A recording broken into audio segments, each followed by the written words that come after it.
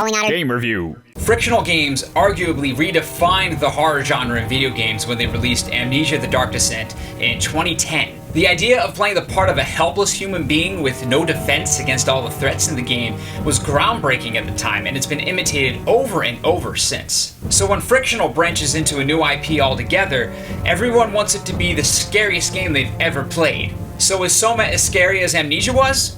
The short answer is no. But is it a better game? Undoubtedly. Frictional could have made just another scary game, but Soma is much more than that. Yeah, you're creepy as hell, so I'm gonna shut you down. Oh, and that was the recording of the robot. What the heck? In Soma, you take on the role of Simon Jarrett, an appropriately confused man who wakes up in a station that has seen some apparently terrible events. The protagonist has just as much of an idea of what's going on as the player does, which is typically a good place to start for a horror game. It's really difficult to discuss any more of the plot without entering directly into spoiler territory, but it's important to note that the scares in this game are rather unconventional. There are the sequences you'd expect, creeping around trying not to be seen or heard by these monstrosities that want you dead. But these parts aren't quite as tricky and reliant on trial and error as Frictional's previous franchises, Amnesia and Penumbra. They definitely introduce tension, but rarely outright terror. Is that it?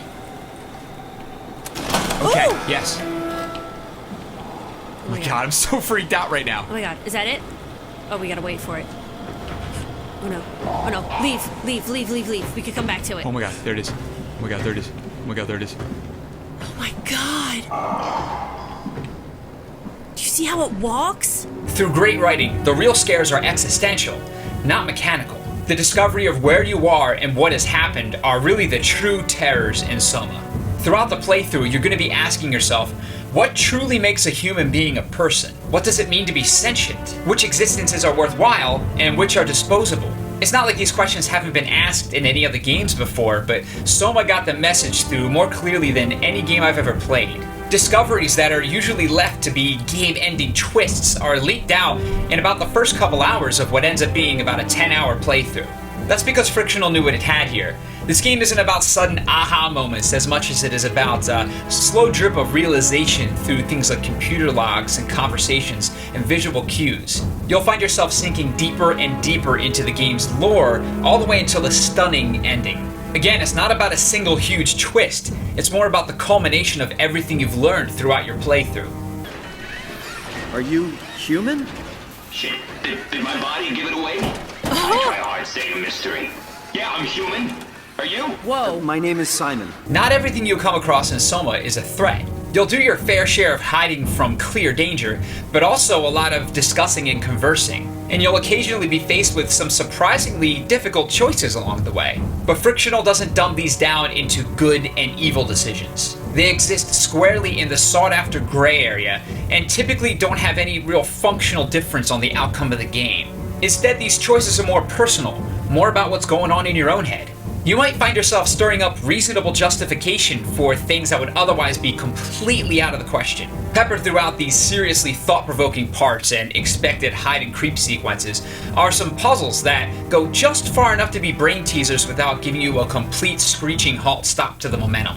They'll come in the form of some light platforming puzzles and the occasional stare at this screen until it makes sense puzzles. If you're patient, the solutions will come through, and they end up being some pretty satisfying changes of pace. There's very little to talk about in the way of missteps here. Sure, it might not wield the most advanced visual fidelity out there, but the graphics are rarely distracting, and you're still treated to some really nice looking scenes. The audio is right where it needs to be, fleshing out the atmosphere to keep the tension alive at every turn. The game didn't feel so short as to be fleeting, but it didn't overstay its welcome either. The pieces really felt like they fell into all the right places here.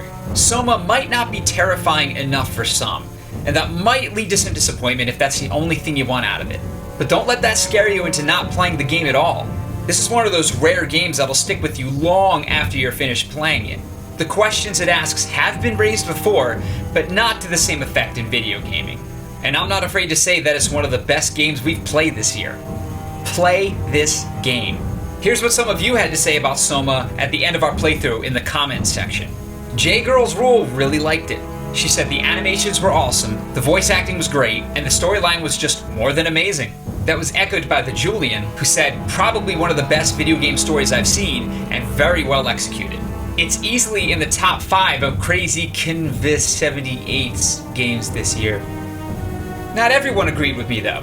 Scamman said it was good overall, but he doesn't think people are going to remember this game later on, nor will it come close to Amnesia. Thanks to everyone who followed along with us during our playthrough. If you'd like to see it yourself, click right here or in the description for a link to it. And thanks for watching this review. If you liked it, please click like and subscribe for new videos every day. For now, see you next time. Alright, well, we're about to play Soma. You guys, the we next are game so from Frictional excited. Games. If We've you guys been don't waiting know, for this. these are the guys that did Penumbra and Amnesia. Yes, The The Dark Descent. which is probably our favorite horror game ever. Yes. Yeah. So excited. We've been waiting for this for almost a year now. Yeah, they will. You know? They announced it quite some time Oh my ago, gosh, and you know, so it's excited. finally here. It's coming out on. If you guys are watching this today, we put it up. It's coming out tomorrow. Yes. We were fortunate enough to get review codes, so we will be reviewing this game when it's over. Right? And this way that we can have it